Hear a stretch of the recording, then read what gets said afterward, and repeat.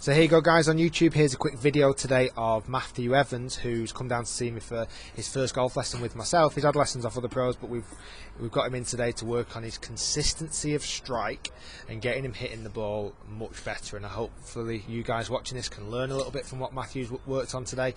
And the improvement that he's made in one lesson is unbelievable. The quality of strike is so much better.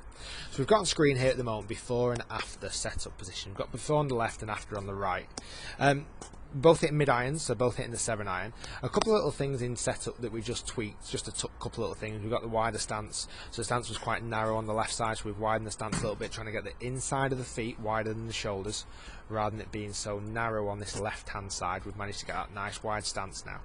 Also, I'll show you from behind the line in a minute, we also stood a little bit further away from the golf ball to give a bit more room, but our main objective today was improve quality of connection, quality of strike, making sure we hit the ball first and then the floor after, and that's the main thing that we've addressed. And I've done videos on this before, but this is a little reminder now. A couple of little things we've got also with Matthew, and we're going to work on this next lesson, is a little bit of a grip issue. The right hand is a touch too strong, but at the moment fixing that would be dangerous. Sometimes you've got to embrace your fault before then you actually try and fix it, because Matthew in his swing at the moment has got another characteristic that's helping him fix that fault.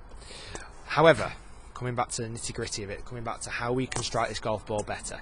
So if we look at Matthew at setup, and I'm going to use his sternum as a reference point. So currently his sternum is behind the golf ball, where here now on the right hand side his sternum is a little bit more in front of the golf ball.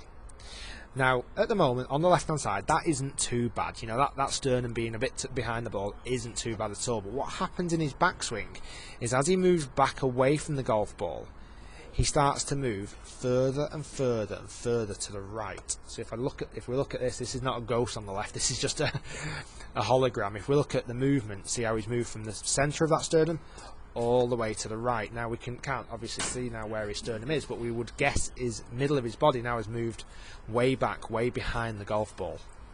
So when he comes back into hit, he's going to make some big changes to strike the golf ball well. And unfortunately, not every time does he make the correct changes or movements. So his sternum is still way behind the golf ball, and he's got this big tilt backwards as he makes contact. So he's likely to hit the ground behind the golf ball, or he could hit up on it and thin it. When he strikes it, he can strike it pretty well, but there's too much inconsistency.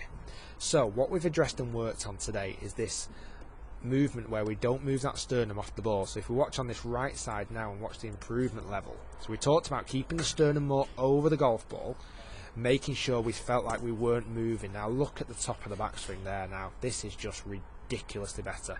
That top of backswing now is so much stronger, so his sternum has moved back a fraction, but still it's pretty much over the golf ball. It's a great position there, really impressed with that. Then on the way down he doesn't have to do as much work. So as the club starts to come down, he just has to unravel. And if we look at contact there now, look how much more his chest is over the golf ball. And it's perfect. Really, really good location. Oops, don't know what's happened to these lines.